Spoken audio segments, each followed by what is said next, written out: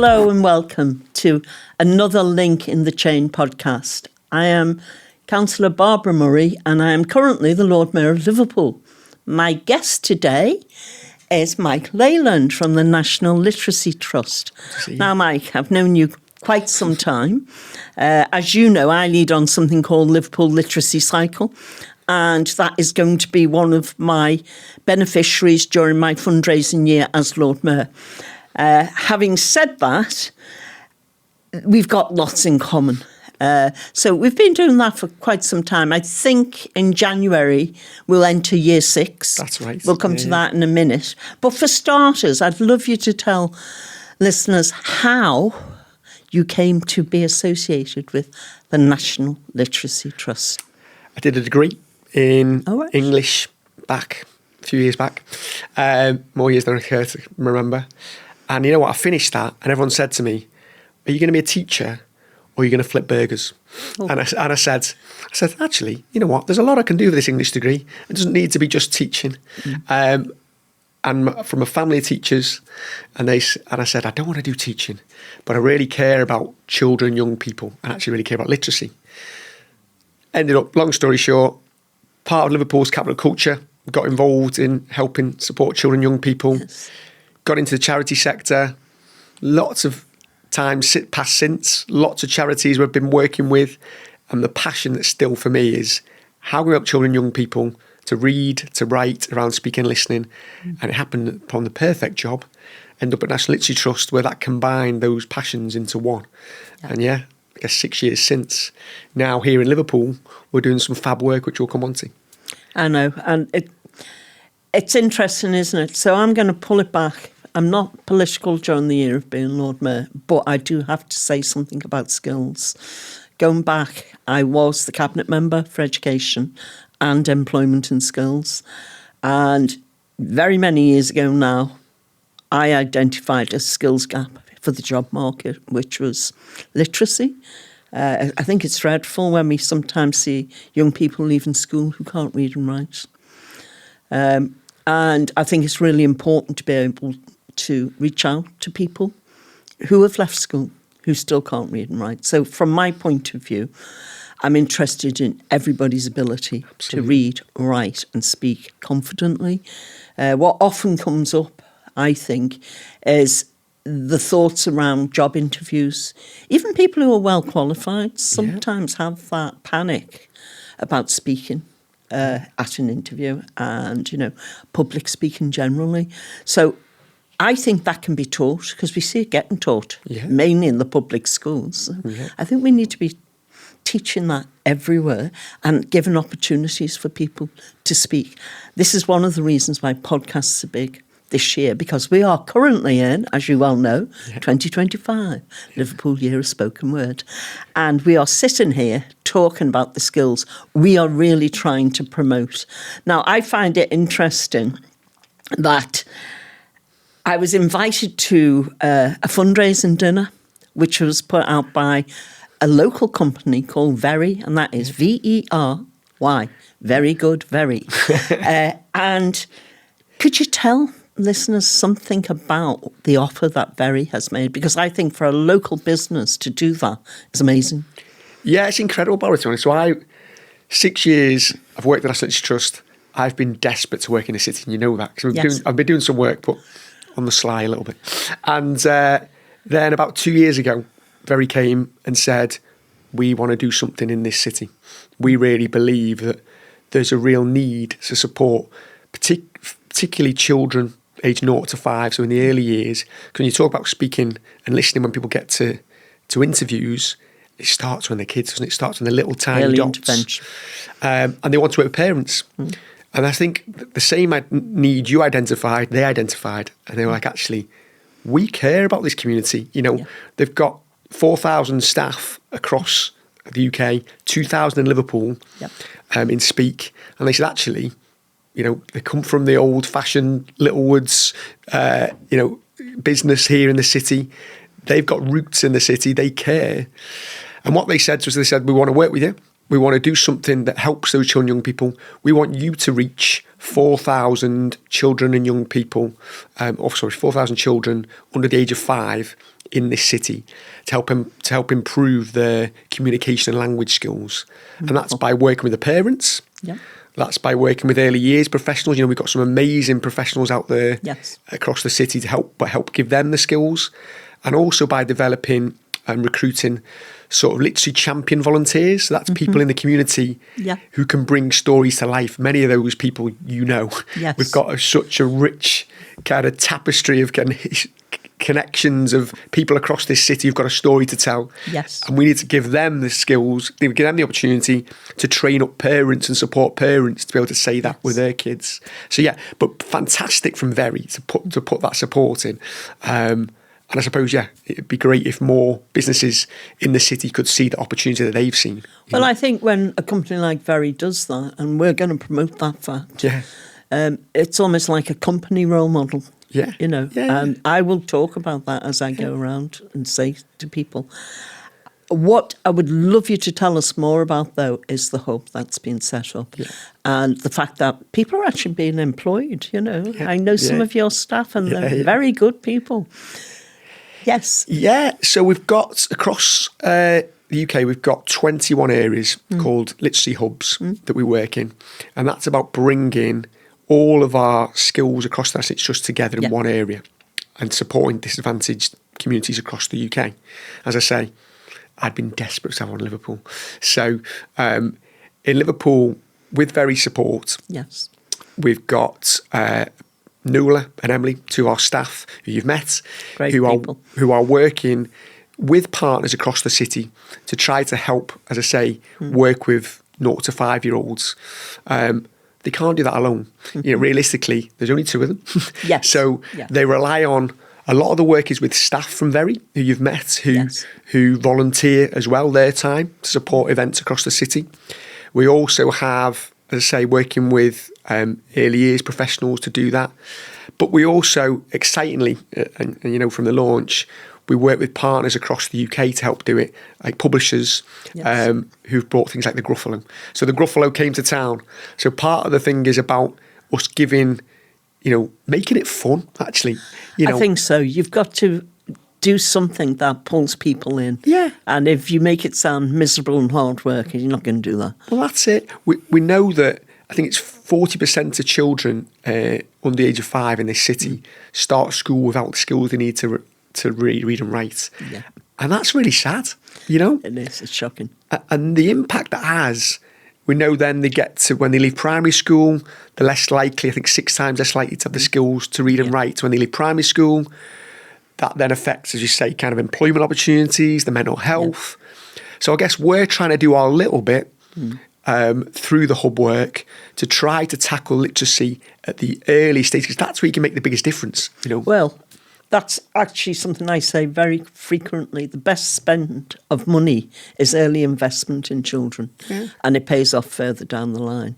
Because if you don't get it right early on, that difference, you just keep falling behind. And the gap between where you need to be and where you actually are gets wider and wider. Then you become disaffected because you can't communicate in those really crucial ways. Even if you're, I don't know, texting on a phone, you need to be able to write. Yeah. You need to know how to spell words. I know predictive text is there, but it can't do everything, And that ownership of what you want to say, I find spoken word in particular so important because we frequently these days talk about the mental health of young people. Well, how can they articulate how they're feeling if they haven't got the right vocabulary, if they haven't got the right words? And, even reading books can teach you, can't it, how to do this sort of thing. So the skills are crucial. And I just think the best investment you can ever make is those very, very early years. That's it. Having said that, Mike, that was a plug to Very. I think I would like you to talk a bit about the steering group you're currently setting up. Yeah. So I guess, as I say, we can't do it alone. So we need to work with partners. And like you've done with the Liverpool Literacy Cycle, there are organisations across Liverpool who do this well. Yeah. And I think what's important for us is that we collaborate and actually build on what's already going on rather than trying to create something new. Yeah. So by working with partners, so we're building a kind of steering group of partners from people like Liverpool Learning Partnership, people like the Reader, people like the Early Years team at the council and family hubs.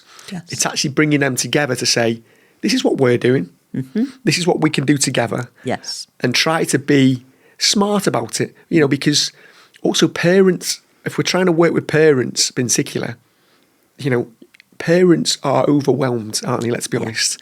Yeah. They're so busy. They're trying to just fit in anything they can do. So if we're all giving the same, if we're all giving different messages, then we're going to end up not making it work. Yeah. So I think for me, it's about working together with partners across the city. It's about just giving those simple messages around chat, play, read, and it can be as simple as when you're at the shops, have a read of the ingredients, exactly. Cook together, have a little read. It doesn't have to, obviously we want books, we want people to read books, but it can be something simple and fun. The example you gave about texting, last night with my niece, she was there writing a text to her mum and dad, telling her what we'd been up to. I was babysitting her, That is a practical use of her skills, Well, of course. And, the modern world needs these skills. And I find it difficult to imagine how I would live my life if I couldn't read, write. Yeah. Yeah. But there are people who can't. And that's it. And you're totally excluded from so many things. And it's just not right.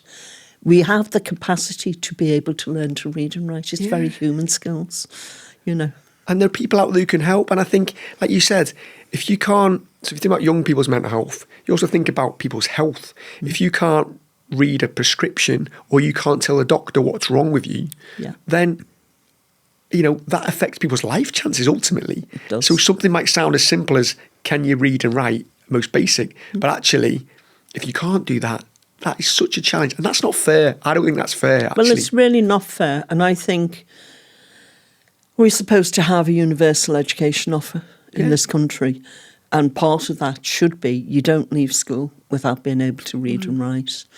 The spoken word is separate because I think that needs to be nurtured in different ways. Yeah. But you can literally test reading and writing, and you can make sure every child who leaves school who's capable of learning to read and write can do that. What we can do is we can put books there in a library. This is the importance of libraries, isn't it? Just 100%. And I think I've got something in my emails from somebody who wants me to help promote libraries. And the trick is, it's not really promoting libraries, it's promoting getting your card and becoming a member. And being able to go in with your card, and I did it as a child, I'm guessing you did. Yeah, 100%. And we didn't have loads of money. I might get 2 books at Christmas or something. But I had a library card, so I could go and get books out. I'd read several a week. I was an avid reader. And it was all free. And it's still free. We've got to keep reminding people. I think people don't realise. I think that's the thing. And I work in cities towns across this country. We're really blessed in this city that we've got libraries. We've got some amazing libraries, amazing librarians. And I think it's, like you say, it's people don't realise. One of the things we do is we give out books to lots of people. We've brought in, I think, nearly 5,000 books already we've donated across the city. But if you want, our message is, here's one book. If you want lots of other free books, there's a library down your road, actually, where you can get as many free books as you want over time. And also there's fun. I think people think still about libraries as the place where you go and you're told off for being making noise. Yes, and that's changed so completely. They're some of the noisiest places now, libraries. And they should be. They should be fun. They should be about telling stories. They should be about picking books, having a laugh together, having fun together as a family. And I think, like you say, I think there's a real opportunity there for people to recognise what is out there in Liverpool, and we're working with the library service as well to see how we can help spread that message. I think so. And there are just certain messages that have to be reiterated over and over again. But that drive to say to people, you can join this library, you can take the books out for nothing, is great. Yeah. On this topic of libraries, and coming back to Liverpool Literacy Cycle, as you know, we launch every year in Central Library, and I do have to say that's a jewel in the crown of libraries, isn't it? It's incredible. What a space. magnificent building, the way it's combined the Hornby and the Picton libraries with this very modern atrium. And if you go to the 4th floor, you are literally looking out across the city, some of the best views. Unbelievable view. All free, because anyone can go in there and do that.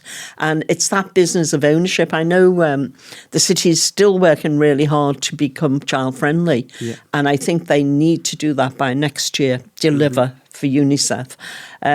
But it's those kind of places, the art galleries, the museums and the libraries where young people especially need to feel welcome, you know, and bring them in.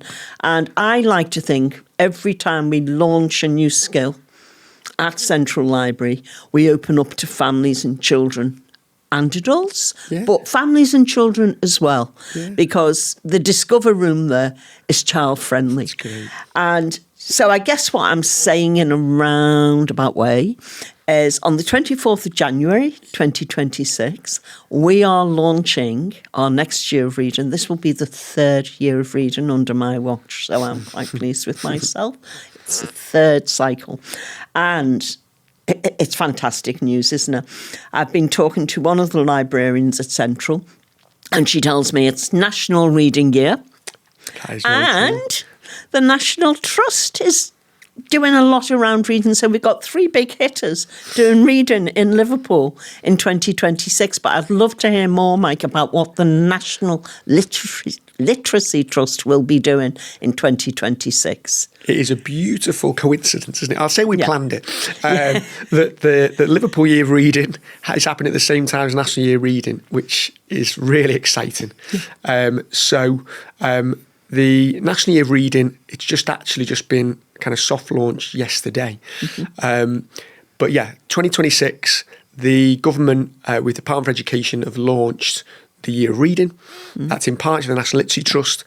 That's all about getting people into reading, but I suppose by doing it by a way where people can do it through their interests. Yes. So actually thinking about, it's called Go All In is the kind of strapline. Okay. That's interesting. And it's all about finding your interests. The particular target areas, so we're working to target young adults, so teenagers, thinking about what might get them involved and interested in reading, but also early years, which obviously fits with this city. So part of that will be a whole campaign, a whole year of campaigns across the UK to promote reading in a way that's a little bit different, you know, and I think that's where it'll fit nicely alongside the year of reading in Liverpool. Yes.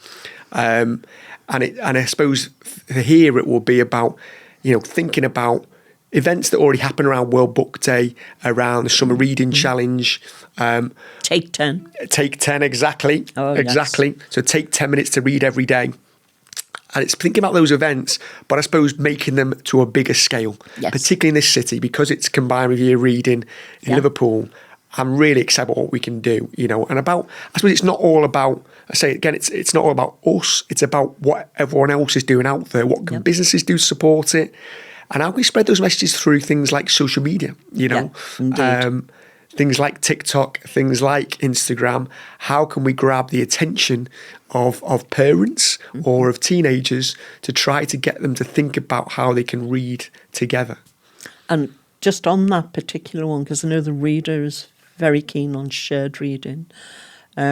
Reading together is, I think, the key to a lot of things. I know people say phonics and different other tools you need, but I think the schools have quite recently, in the last 10 years, started going back to reading aloud in class. That's right. And everybody following the same story, because it actually does allow for people who might have difficulties to follow with a finger the words that are being spoken and to learn from that. Because as you get older, you can learn in different ways, can't you? You know, I know with the young ones, you need the phonics to be able to deconstruct. But as you get older, I think that's quite a nice way to do it without drawing attention to somebody's inability really to to read aloud. And I think teachers know that, and they'll pick out the ones who are more confident, but that helps the less confident. But it seems to have come back and is quite triumphant, really. It's back in the classroom, and as I say, the reader is doing stuff like that, whereby communities or small organisations, people can sit off, and they're in lots of places, unexpected places. John Lewis, yes, you're not going to go in and buy anything. You're going in to read, shared reading. Yeah. They're in Central Library, which you would expect the library.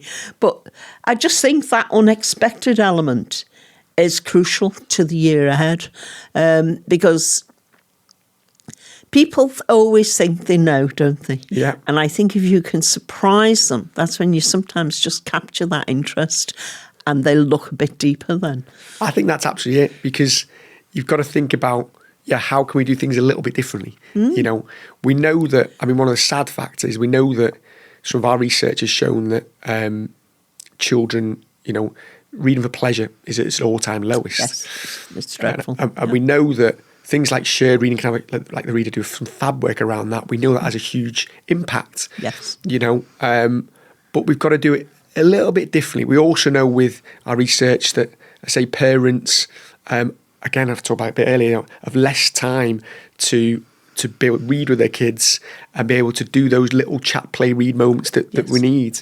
So it's about how can we promote that in a way that doesn't feel like we're asking for another thing, but also, like you say, be a little bit unexpected. And I think that's what people can expect probably next year. I'm hoping so. Is together, I think, between us and between lots of people we know who have far more creative ideas than I have, we'll be able to think about how we can get those people maybe who don't think of themselves as readers. Yes. Reading, and it doesn't have to be a book. It can be, like I say, it can be a Kindle, it can be reading a comic, it can be reading a match report.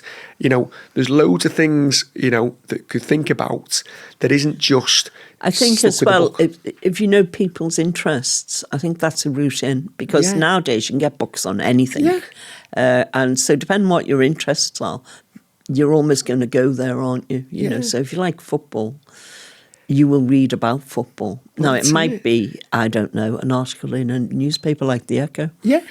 So there's ways, isn't there? Yeah. And it's almost as if you could literally lift that article out and maybe post it on social media, and then it pulls people in. But being able to read about things that you're interested in, I think it's crucial. Yeah. I do it all the time now because I like to do DIY. Yeah.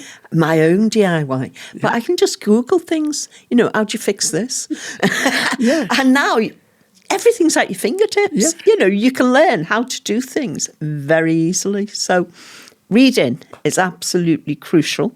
Next year is about reading. Yes, we read out of books, but we read all the time. Yeah. We never stop reading, because if you look around you, there are messages. Some of them are really important. I took up what you said before about health. When you're sitting in the surgery waiting to see a doctor, there will often be a screen now telling you about symptoms to look out for. Yeah. Well, if you can't read, you won't know. No. You're excluded again. It's very sad. And again, we can't patronise people, because I think that's the danger, particularly with parents. We can't tell parents what to do. I think that's the key thing. Is it's about showing and sharing and giving opportunities to say, okay, here's a fun storytelling activity that we've done with the Gruffalo. Could you do a few of those things with your child, rather than saying you must do this? No, you mustn't ever say you must. No, you have to say, you might enjoy doing this. Yeah.